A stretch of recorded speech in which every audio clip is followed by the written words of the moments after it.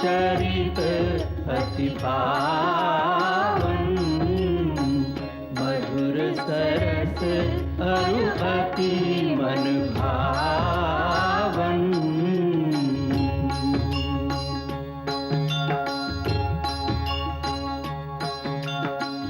पुनि पुनि कितने हो सुने सुनाए, ये की प्यास बुझत न बुझाए।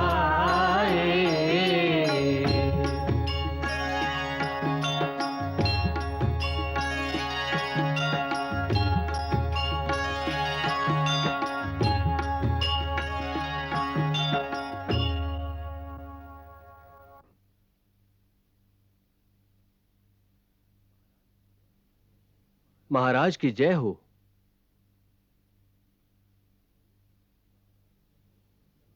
महाराज, यमुना तट पर निवास करने वाले कुछ ऋषि राजद्वार पर पधारे हैं।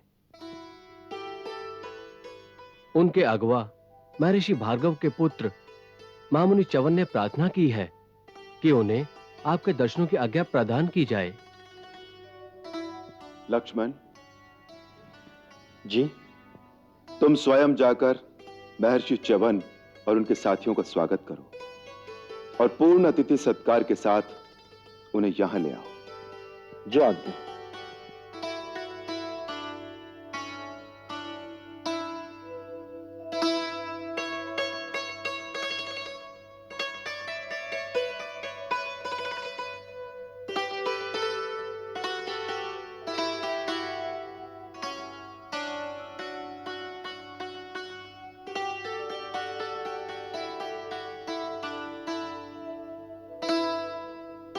कल्याण हो। मैं दशरथ पुत्र लक्ष्मण महाराज राम की ओर से अयोध्या में आपका स्वागत करता हूं। हमारा आतिथ्य स्वीकार करने की कृपा करें। पधारिए।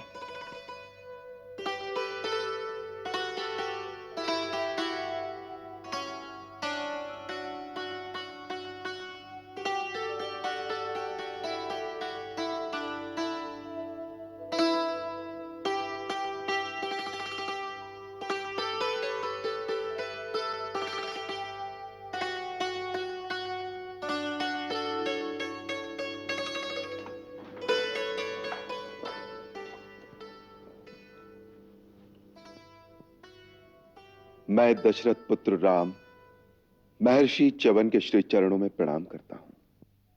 कल्याण हो राजन। ऋषि आस भरे विश्वास भरे रघुनाथ की ओर निहारत हैं, जिनको चरणामृत पान करे जग सो ऋषि चरण पखारत हैं, जिनको चरणामृत पान करे जग सो ऋषि चरण पखारत हैं।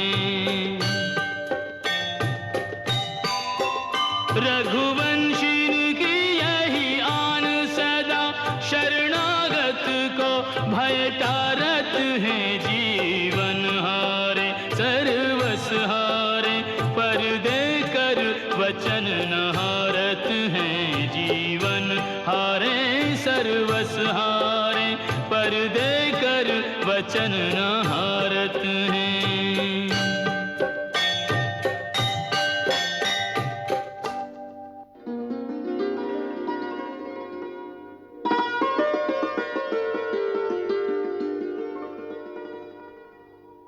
महर्षियों, किस कार्यवश आपका अयोध्या में शुभागमन हुआ है, यह बताने की कृपा करें। मेरे करने योग्य कोई भी सेवा हो वो भी कहिए, मैं आपकी हर इच्छा पूरी करूंगा। मेरा सारा राज्य, मेरे हृदय कमल पर विराजमान जीवात्मा, मेरी सारी संपत्ति और वैभव मैं आपकी सेवा के लिए अर्पण कर सकता हूं, यह विश्वास रखते हुए मुझे आज्ञा दीजिए। मैं आपकी हर आज्ञा पूरी करूंगा। नरश्रेष्ठ, इस भूमंडल पर ऐसी बातें आपके ही योग्य हैं। दूसरे किसी के मुख से ऐसे वचन नहीं निकल सकते राजन। इससे पहले हम बहुत से महाबली राजाओं के पास सहायता के लिए गए हैं, परंतु हमारे कार्य के गौरव को समझकर किसी ने भी हमारी सहायता का वचन नहीं दिया। परंतु आपने हमारे मनोरथ को जाने बिना ही हमारा काम करने की प्रतिज्ञा कर डाली। इसलिए अब हमें संशय नहीं रहा कि आप ही हम ऋषियों की इस महान संकट से रक्षा कर सकेंगे। अवश्य, हम प्रतिज्ञा करते हैं कि हम उस संकट का मूल नाश कर देंगे। आप निर्भय होकर हमें अपने संकट का कारण बताइए। हमारे संकट का मूल कारण है मधु दैत्य का पुत्र लवणासुर, जो इस समय मधुरा का राजा है। वो भयानक दैत्य प्रतिदिन बहुत से ऋषि मुनियों को खा जाता है, जिसके कारण यमुना तट पर तपस्या करने वाले ऋषियों की बस्तियां उजड़ गई हैं। उसके भय से पीड़ित हुए ऋषि अनेक राजाओं के पास जाकर अभय की भिक्षा मांग चुके हैं, परंतु अब तक हमें कोई रक्षक नहीं मिला। उसके पास भगवान शिव जी का दिया हुआ जो त्रिशूल है, सभी उससे डरते हैं, क्योंकि भगवान का वरदान है कि जो शत्रु उस त्रिशूल के सामने आएगा वो उसी समय भस्म हो जाएगा। भगवान शिव ने उसे वो त्रिशूल क्यों दिया? देवाधिदेव ने यह त्रिशूल उसे नहीं, उसके पिता को प्रदान किया था। उसका पिता मधु नाम का दैत्य है। दैत्य वंश का होते हुए भी वो देवताओं का मित्र, ब्राह्मण भक्त और शरणागत वत्सल था। उसने भगवान शिव की बड़ी तपस्या की, जिससे प्रसन्न होकर शिव ने अपने त्रिशूल में से एक और चमचमाता हुआ शक्तिशाली त्रिशूल प्रकट करके उसे प्रदान किया और कहा, मैं अत्यंत प्रसन्न होकर तुम्हें यह उत्तम आयुध प्रदान करता हूं। जब तक यह शूल तुम्हारे हाथ में रहेगा, शत्रु का कोई अस्त्र या शस्त्र तुमको स्पर्श भी नहीं कर सकेगा, और इसके द्वारा प्रहार करने पर यह त्रिशूल शत्रु को तत्काल भस्म करके पुनः तुम्हारे हाथ में लौट आएगा। मेरे पश्चात ये त्रिशूल सदा के लिए मेरे वंशजों के पास भी इसी प्रकार रहे। सदा के लिए तुम्हारे वंश में नहीं रह सकता, परंतु तुम्हारी प्रार्थना पर हम इतना वरदान देते हैं कि तुम्हारे अतिरिक्त ये केवल तुम्हारे एक पुत्र के पास रहेगा।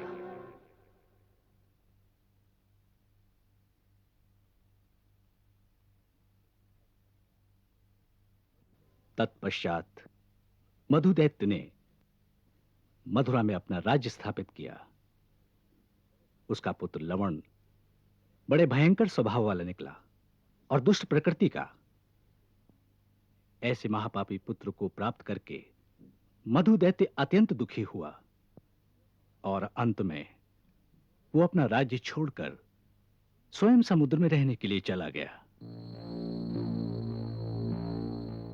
तब से मथुरा पर लवणासुर का राज्य है।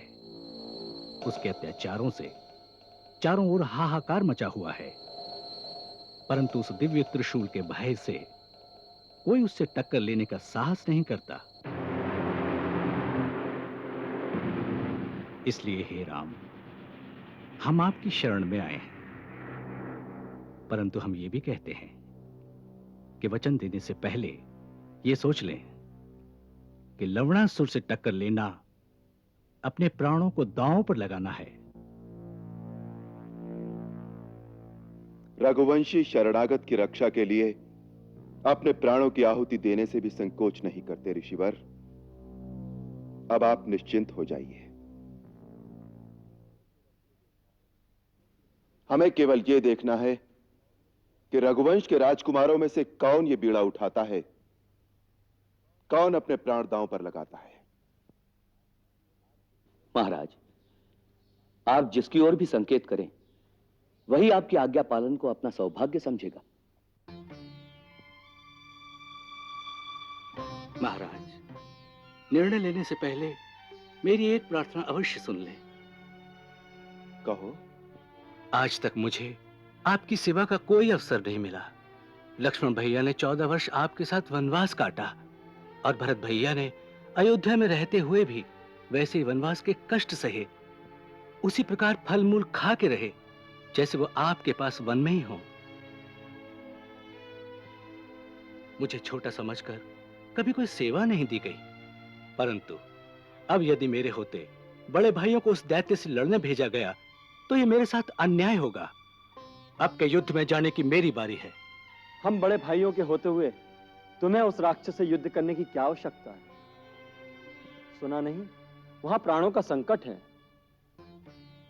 महाराज, मैं ही उस राक्षस से निपट लूंगा।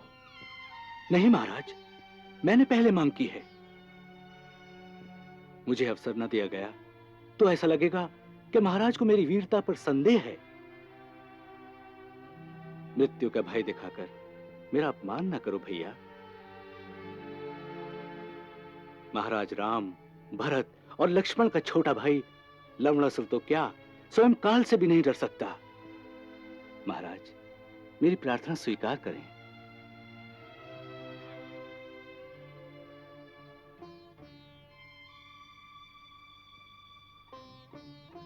हम राजकुमार शत्रुघ्न से सहमत हैं। हम तुम्हें मथुरा के राजा लवणासुर के अत्याचारों से धरती को मुक्त करने का कार्य सौंपते हैं।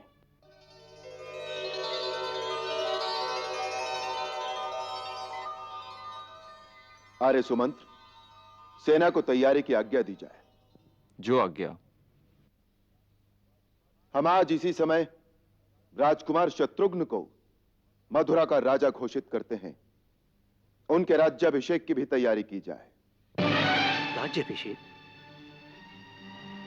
हाँ, अयोध्या से कूच करने से पहले हम तुम्हें मथुरा का राजा बनाकर तुम्हारा अभिषेक स्वयं कर दें, जैसे हमने विभीषण का अभिषेक पहले ही कर दिया था।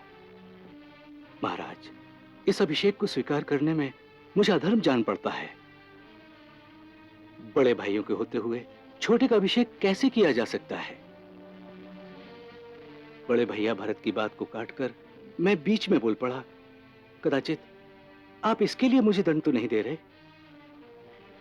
मेरी भूल क्षमा कर दे भैया, क्षमा कर दे। नहीं शत्रुघ्न, तुमने कोई भूल नहीं की। प्राणों के संकट की बात जब सामने आई तो तुमने वही वीरता दिखाई जो रघुवंश के एक राजकुमार को दिखानी चाहिए। हमने जो अभिषेक की बात की वो शास्त्रानुसार आवश्यक है।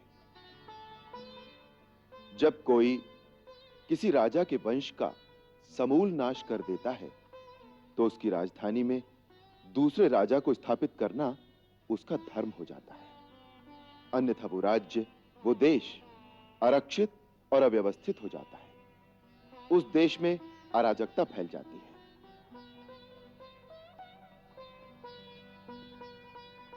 लवण का कोई वंशज होता तो हम उसे राजा बनाते, परंतु लवण के पश्चात उस वंश में कोई नहीं बचेगा। इसलिए जब तुम लवणासुर का अंत कर दोगे, जिसका हमें पूर्ण विश्वास है, तब मथुरा को एक राजा की आवश्यकता होगी। इसलिए वो राज्य अब तुम्ही को संभालना पड़ेगा।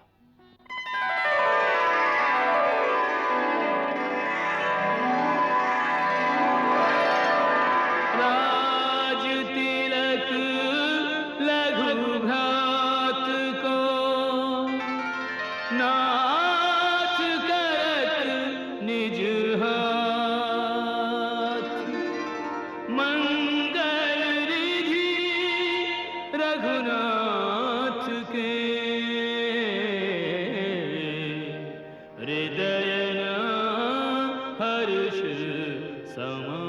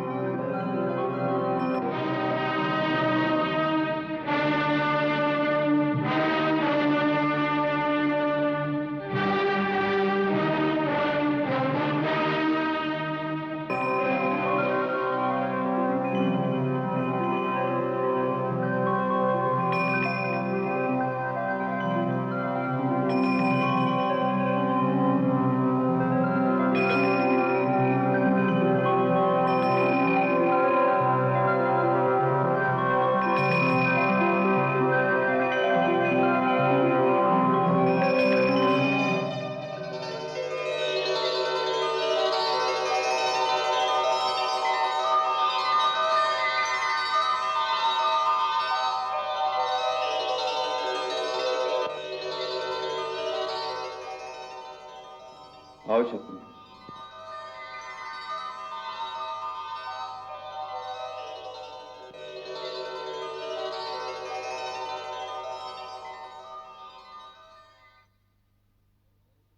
शत्रुघ्न, मैंने तुम्हें इसलिए बुलाया है क्योंकि मैं तुम्हें यह दिव्य और अमोघ बाण देना चाहता हूं।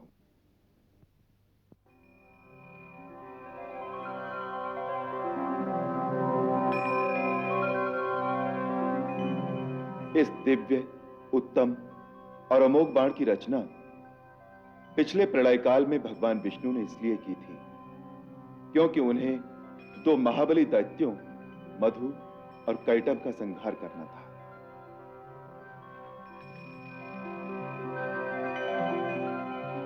वो तीनों लोगों की सृष्टि करना चाहते थे और मधु, कैटभ और अन्य राक्षस उसमें विघ्न उपस्थित कर रहे थे। अतः भगवान विष्णु ने इसी बाण से उन दोनों को मारा था।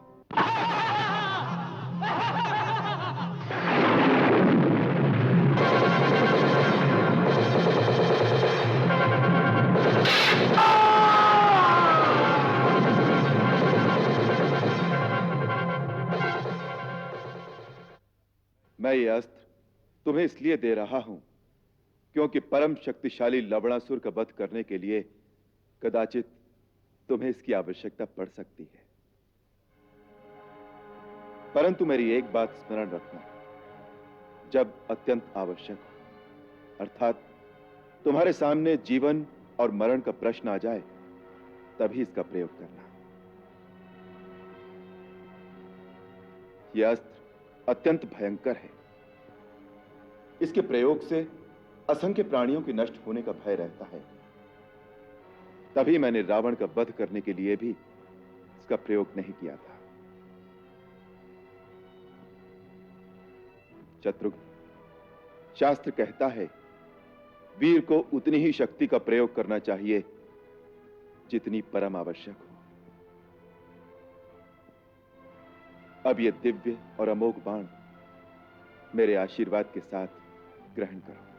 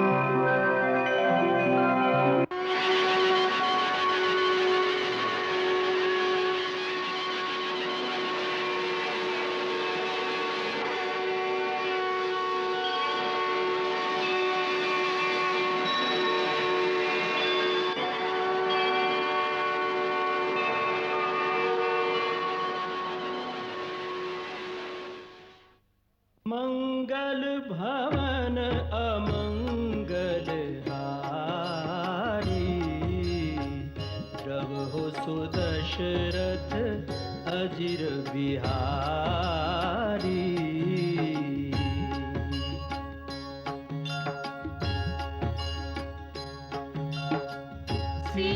सीताराम चरित अति पावन, मधुर सरस अरु अति मन भावन।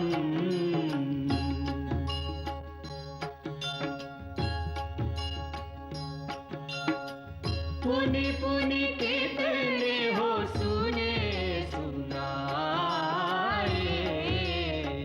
हिय की प्यास बुझत न बुझाए।